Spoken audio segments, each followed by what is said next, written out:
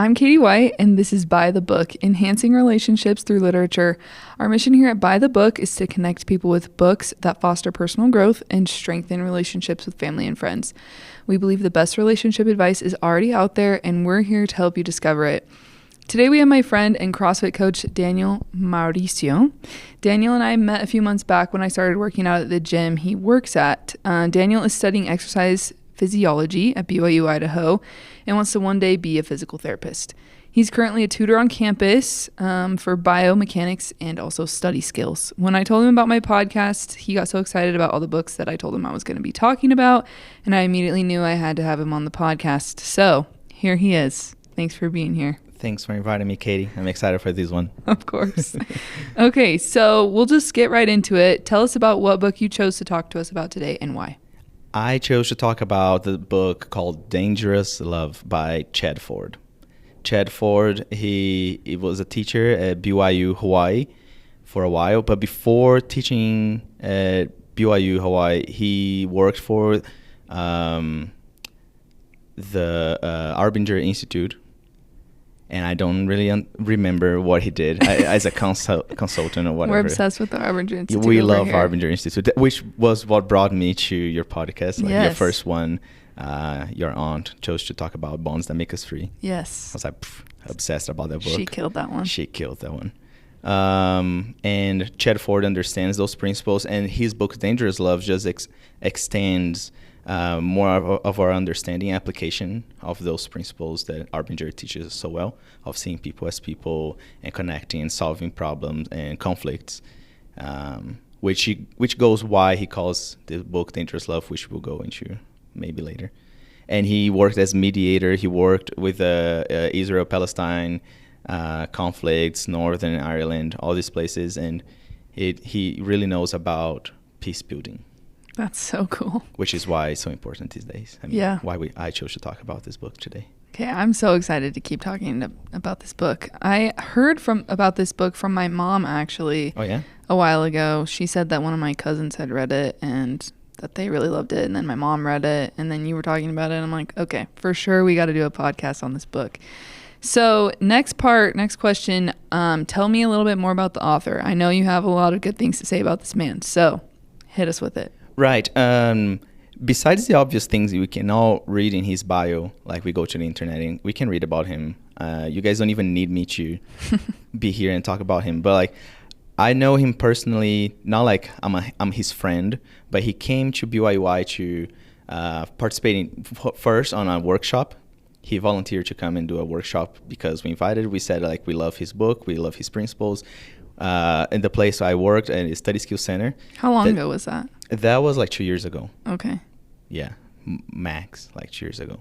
Okay. And like we studied Arbinger a lot because though we deal with people with study skills and stuff, and that has nothing, like at face value, nothing to do with Arbinger and those principles. It should be at the forefront of every corporation and group of people that work together. For sure.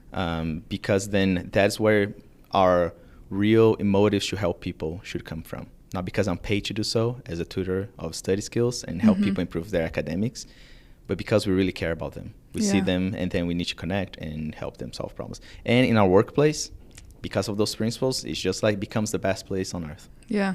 Which could be everywhere we go. Right? Yeah. We could transform that.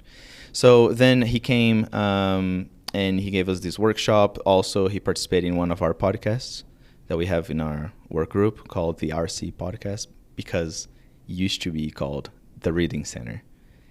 So the RC. So he participated in one of those. So if you guys want to go in. We'll put a link in bio or link in show notes to that one. Yeah. And he is very, very humble just to participate in like let's say like an unknown podcast like mine. He just shows like how he values people. He really practices what he preaches. And in his book, he never, like, he doesn't give just examples of other people and how their relationships sometimes fail or how they fail in their relationships, like applying good principles. but he shows on himself like his own, and he does not mask anything. He shows like how he failed and how things that we can learn from his example. When being a guy that should understand all this, he wasn't able to. He's still imperfect. Which gives me a lot of hope. Yeah. Because I read them like, dang it, I know this, but my relationships, I can talk about this. I can come to a podcast and talk about those principles. But in my own life, I don't apply them perfectly. Right. And I was like, okay, if he goes through the same thing, then I'm okay to do that, right? Yeah. Yeah. So Chad Ford, he really understands about that, the concept. Yeah, he studied for a long time. That's awesome. And he now is in Utah State, opening the program for peace building and conflict resolution. Oh, wow. Like a major, like I a think degree. so, something like this. Wow. Major, master, I don't know what that is. Master That's program. awesome. Yeah. Wow. May have to switch my career path to go check that out. I mean, everyone that understands these principles and get contact with Arbinger or Chad Ford or whoever it is, Kimberly White, everyone really wants to, like, what happens is people want to just change their majors and do this because this is so fascinating. It's so good. And you feel good because we feel the need for it. Yeah, it's applicable. It's real. In our families, everywhere we go. Also, like what you were saying about his vulnerability, I think that is just like, it's a magnet for people when you're vulnerable and you're just like, you know what, I'm not perfect, but this is what I'm doing. This is what I'm trying to do. I think that's beautiful. That is right. I love that. Which goes into why he called his book Dangerous Love. Okay, tell us about it. He calls the concept of dangerous love the love that changes conflict and what is needed to change people and conflicts, right, into resolution. It is dangerous because this type of love requires the first step into changing this. In Arbinger language, there is like a jargon that we use that's collusion. Yes. Which is like, I see you in a way, so I react the way you to the things you do to me or the way you see me, which then feeds into the cycle of you then justifying why you see me the way you see me, which then just gets me on the same pattern, right? Right. And someone needs to stop this. That's what Arbinger teaches. And Chad Ford expands into, this is not just like a move, a strategic move. It's actually should come from love, from understanding the people you have conflict with. He even says that conflict is not necessarily, our conflict with people doesn't, just keeps going, not because we don't know how to solve it, but because it comes from fear. And which is the opposite of love. Sometimes we think the opposite of love is anger, which is not. It is fear. We fear the people we're in conflict with. But if you practice love or this type of love, dangerous love, then you can come to a conclusion, which doesn't mean people are going to change. Because that's not the real principle of dangerous love. It's not to change people. It's to change you, which then invite people to the behavior of solving problems and developing peace. Wow. Yeah. That's profound. And he did go to like the places on earth where peace seems very, very far to attain, which is in the Middle East. Yeah. He's seen like in people. And by reading his material, we think that peace can be developed by changing the environment, or peace is in the politics, peace is in like a state level government, which is not. It is really like people changing and then changing the world around them by just being them, like peacemakers. Yeah. So it is an interesting concept, I think, these days, because we are always dependent on something to happen, so then we have peace. But that's not real, right? Right. Yeah. You got me deep in thought right now. Okay. That's awesome. Next question is, I want to know about how you found the book or how you were introduced to it. That is right. Okay, so I told you how we study Arbinger in our workplace. One day, a friend of mine, she worked with us, and she was reading this book, and I was like, oh, what book are you reading? And she said, oh, this one called Dangerous Love, which is like, I'm learning so much about how love, the opposite of love is not anger as I used to think it is. I was like, oh, it's pride. And she said, no, it's not even that. It's fear. I was like, oh. So that got me thinking for a long time. And I was part of a board of decision of what books we should read next. And I brought your major? Or in a book club? No, in our at work, in the workplace. Okay. Okay. In the study skills center. Okay. And I brought the book of Dangerous Love, which I didn't know much, but then my boss knew, and she's like, definitely, this book should be in it.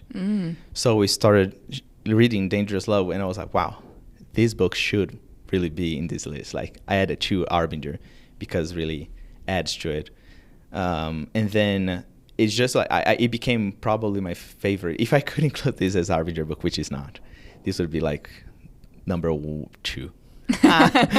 Sorry, Chat Ford. It's just because Bonds That Make Us Free is just too good. That one is super good. But I mean, we shouldn't rank on like this is better than that other one. It's just it is really good. It's one of the best books I've ever read, and the way he presents is very practical to our lives. Like, I can see myself in all the situations he brings and how much I need it.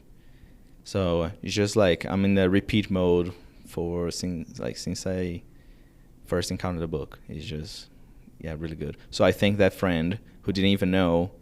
She was just like, hey, I'm reading this book, and the impact that would have in my life and the life of my coworkers too. Yeah. And now to the podcast today. And now to the podcast. And he came here. All of these things happened. Yeah. Because, small and simple things. Wow. Crazy. Okay. All right. Well, I have very much enjoyed everything you've had to say so far, so I'm excited to see what you have to say next. So to our listeners, we're now to the part of the podcast where Daniel's going to teach us a mini lesson on a main principle the book teaches, or a main takeaway, and how that relates to the relationships. So I'll let you kind of take it away from here. Right. So one of the key things that he says in the book, as I mentioned, is that conflict itself isn't the problem. It is that we fear the things that can come out of the conflict. For example, if we have different opinions on politics, and I want candidate A and you want candidate B, our conflict doesn't come from the difference. It comes from what happens if I lose the debate. What happens if I'm not seen as the smartest guy, or my opinion is not valued? And that's the good question. Like, what would we fear, right? Right. Like, maybe is our reputation, and that would hurt. Yeah. It might be that I fear the results of it all. So we all get into that soldier mindset of I'm in my trench, you're in your trench, and then we come and, like, from my standpoint, I just shoot at you and you shoot back at me. And nothing happens except one of us die. And then we think that's the best thing. But then what fails to happen is that I never learn why you prefer your preferences. Yeah, there's no conversation. Yeah, instead of being a scout of what is out there that I still don't know. What does Katie know that I don't know that would be beneficial to me? Instead, we fail to learn from each other, and I don't treat you as like things you know, the things you want, your necessities as important as mine. So we just conflict with, like, I'm sure of the things I know and I'm not open to anything else. Or accepting that I am wrong in some reason, in some way, it will hurt me so much. So I need to protect this. So I prefer not knowing and fighting over where I am. Does that make sense? Yeah.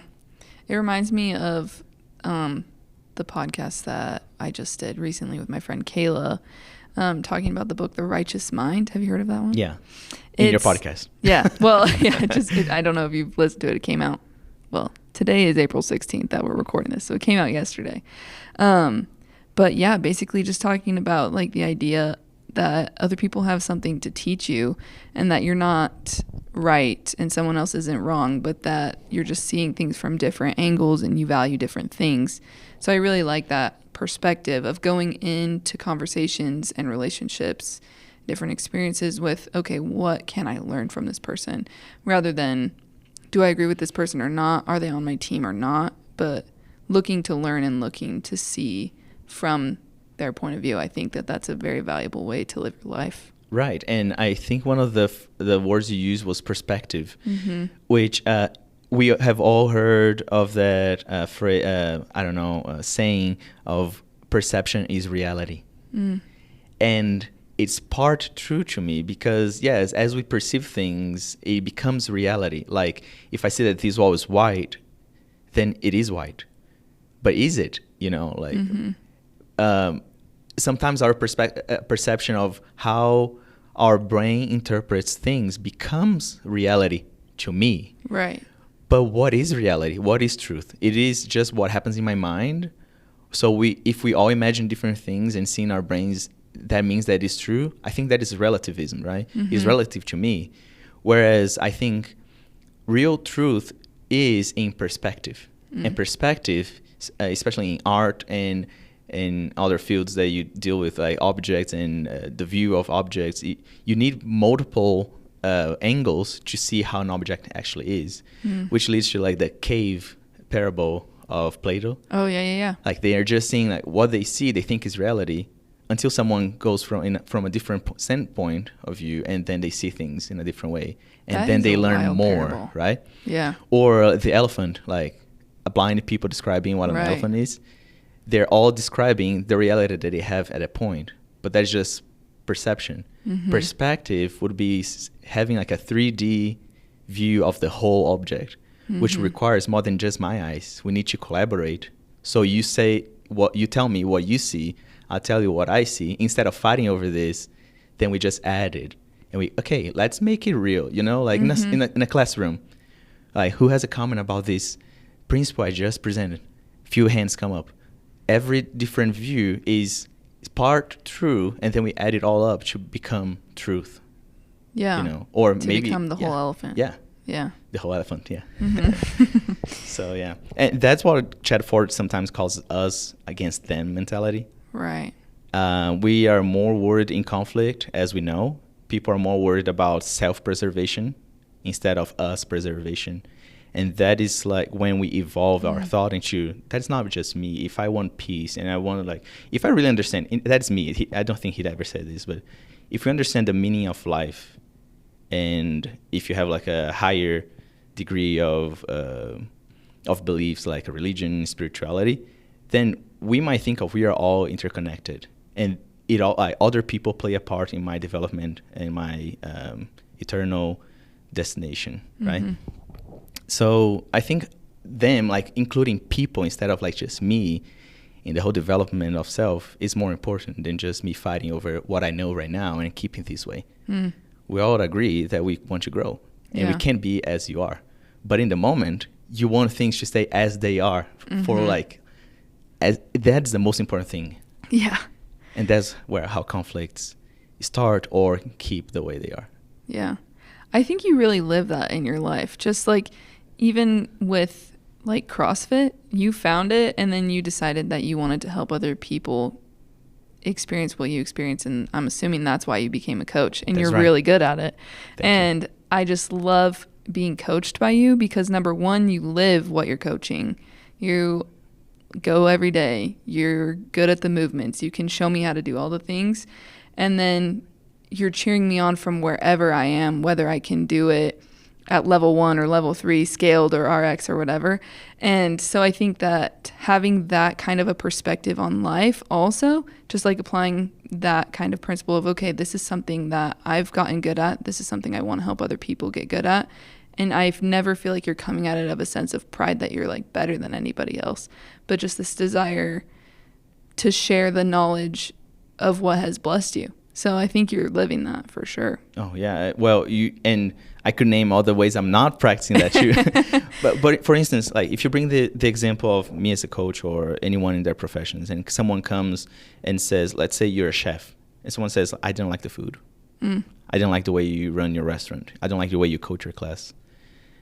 Like one of the first things that comes to mind is you protect yourself, saying you're wrong and here's why. Or here's why I did this. Or you just don't understand about food. You just don't understand about what I do. Right. Instead of like, I think feedback, it's a way to show you what you still don't know. Welcome it, right? Yeah. And collaborate. And that's the principle of dangerous love. It's he mentions in his introduction, he says conflict is the inability to collaboratively solve a problem, which is true. We're not in conflict if we're collaborating. We're actually discovering a good way to do things, right? When people they're part of a team, or let's say the best team ever, family. Yeah. Right? It's just this, like sometimes we have different views and we just don't know how to collaboratively solve a problem. Yeah. I think totally requires vulnerability, as you said. Yeah, like, for sure. I need to express what I'm thinking. And vulnerability is dangerous. It is very dangerous. Yeah. Like they're gonna see right through me. Yeah. Yeah. I think that's why some people are very afraid, for example, of relationships like marriage, because then you're gonna be seen for reals. Yeah. Like we go to dates and we go like for job interviews. Yeah. We show just our best. The best self. You do your hair, you do your makeup, you show up in and your they're best gonna do the same fit. to you. Yeah. And then you come to marriage, and then things are a little different. Yeah. You can be surprised for better. Like they're better than I thought. And for certain, some things you see that you're not expecting. For sure. And depending of our mindset, it can be detrimental or enhance the relationship. Yeah. Right. I think another thing that he brings in the book is the responsibility that you have to have in part of like solving problems. How am I a part of the problem? Instead of always come of like, we have a problem and they are the problem. Yeah. Or when people change, then the problem is solved. Like if I have a conflict with you and I expecting that my problem will be gone when you change, then I am part of the problem. It's the way I see you that's generating the problem too. Yeah. Right. I think that's really empowering to change that perspective, because I think it's super natural and really easy to just blame other people for whatever's going wrong in your life. But when you acknowledge that, oh, I actually do have a part in this, yes, it takes humility, but I think it's also empowering. That's like, okay, well, I don't have to wait for them to change, and I can't change them. So let me change me, and I can actually have more control and a greater impact on my own life. And I think that's just like super empowering. It also talks about that kind of a concept in like the Anatomy of Peace, which is also the Harbinger Institute. And yeah, like that book also changed my life. We did a podcast about that one too with my friend Matt. But anyways, all these principles are just so good. Yeah. And he says, again, to the title of the book, which should not become like just a copycat of Harbinger Institutes, which also Harbinger Institute didn't invent any of these principles. They just put it away. Those principles exist because this is how life should be, right? There are traditions that teach the same principles. But in Dangerous Love, he always brings back to the word love, and a word that we learn in other books, which is knowing about people, seeing them as people, right? Like get interest in their interests, what is important to them, to help solve problems and be in good terms with people. The word love is so interesting because you don't need to love the people you work with to have a good relationship. There are so many relationships in our lives, and to have a good corporation or team, or I don't know, like people don't actually need to love each other to work. But by knowing people more, you get to love them. I think the best way to love people is knowing them, which is like treat them as important as you are, because they are, right? And coming from this mindset, then you understand people are not the problem. It's just different views, and we can solve this, right? They see something as important as what I deem important is important to me, and I might have something to learn. He brings the Palestinians and Israelis a lot of times in the book, and they are always like, my world will change and for good when they are exterminated from the earth, when they disappear. And that's how you see the conflicts. Yeah. They are constantly trying to eliminate each other as if this will solve the problem. Yeah. That's what they think. I mean, maybe, I don't know, I might be wrong. I don't think this is the solution. Right. But he mentions multiple individuals that he came in contact with, that they developed a different view of the situation, and they, instead of just keeping on the same pattern, they changed by seeing them and treating the enemy, quote unquote, as people, as important as they are. And that started changing in that relationship. That one, let's say Israeli Palestine, saw the other one in a different way, And that made them see other Israelis and Palestinians a different way. And then you could just imagine if that goes like in a chain reaction, what would happen to their people? Right. They'll see that they're closer than they think they are. Yeah. You know, and it's interesting because how religious or spiritual can we get here? As much as you want, just give context. Yeah, sure. This is Holy Week, right? Yeah. Today is Wednesday. Mm-hmm. Tomorrow, Thursday. Yeah. On Thursday, the disciples were at the table with Jesus, their Last Supper. And very a little before they sit at the table, they get into a discussion of who's greatest, or I want to be the greatest. And no, I'm going to be the greatest because X, Y, and Z. And they choose to ask Jesus, who's the greatest? And he just looks at them with love, 100%. And he gets an apron, puts it around him, ties it, and he gets water, and he washes their feet. Mm. And I think that message kind of by itself, without saying anything else, shows what real love is. Yeah. Right? Like, it's not about being the greatest. It's not being of your grandeur, of your status, your titles.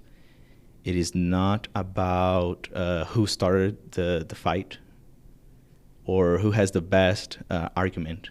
Mm-hmm. It is just like love. Let's unite each other. Yeah. And if you want to be the greatest, just be the servant, right? Yeah.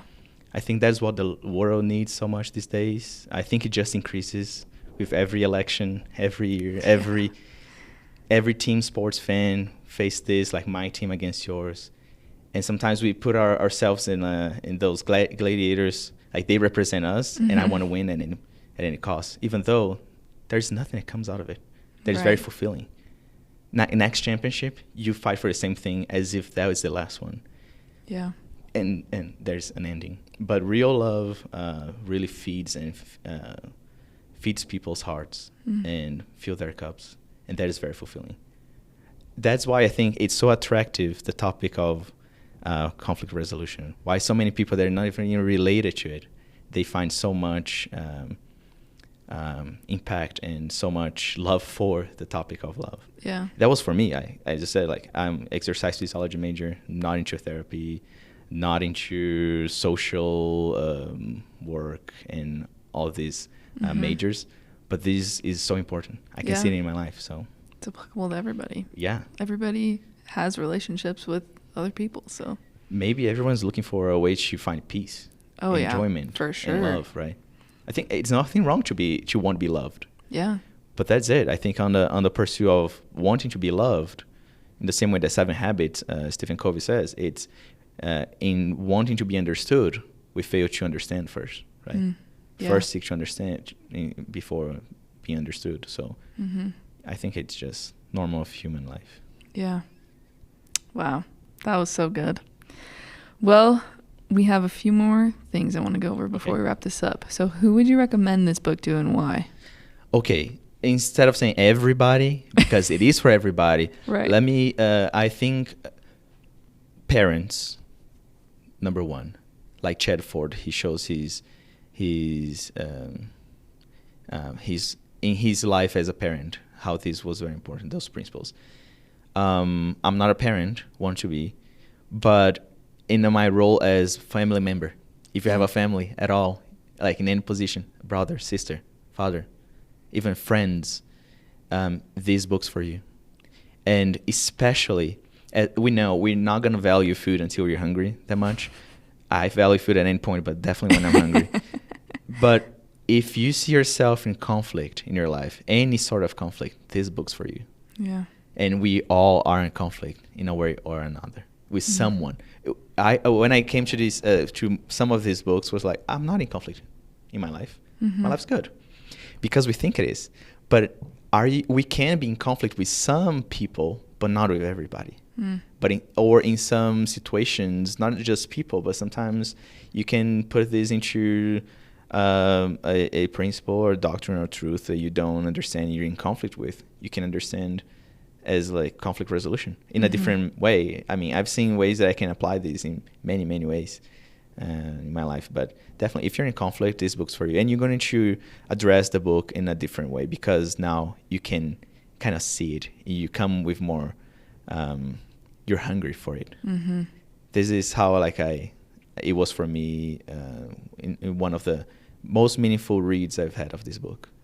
I had it read like a few times, but I was like, I might be missing something because I'm not making a lot of progress in this relationship. And then I read it again, and I got a lot of stuff that I left behind. I was like, oh, so simple, right in front of me. Yeah. And I need to change. Yeah. I think that's a really important lesson, to take time to read books multiple times. I think it's like a common theme with a lot of the interviews that I've done, that these people who I interview are like, yeah, I've read this book multiple times. So to the audience, if there's a book that you like, read it again.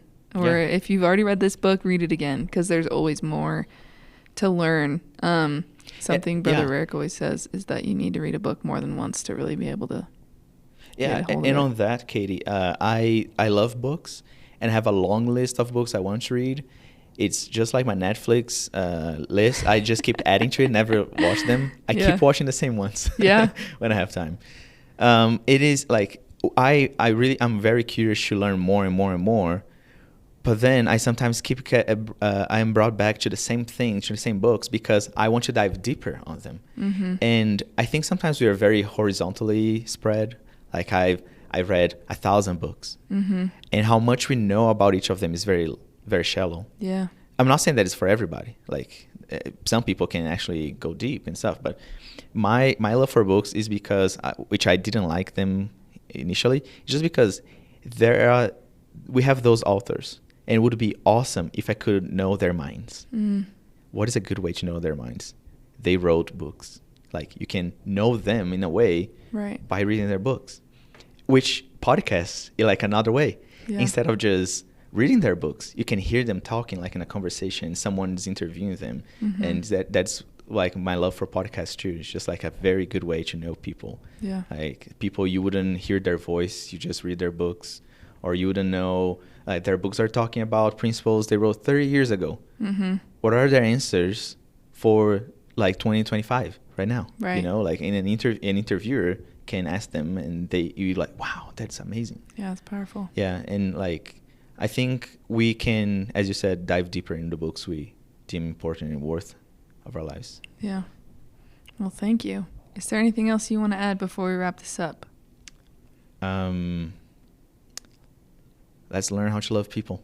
Yeah. And practice dangerous love. It's not easy, this type of love. It's not just like people. It's like really love them enough to turn first and start making amends. Like Jesus said, if you ever fault at someone, don't wait for them. Go towards them to solve that. Like go talk about it. And I think that's like, it is very important. I love that. Well, thank you so much for being on the podcast today. He also brought his podcast set up for us. So thank you for doing that for us as well. Anytime. Well, to our audience, thank you so much for joining us today on By the Book. We hope that you've enjoyed your time with us. The link to the book on Amazon and Audible will be in the show notes, as well as the link to Daniel's podcast with Chad Ford will also be in the show notes. So let us know in the comments if you end up reading the book and your main takeaways. Next week's podcast will be released next Tuesday at 7 a.m. Mountain Standard Time. Please also leave a comment below of other books you would like to hear about in future episodes or guests you think we should have on. We'll see you next time.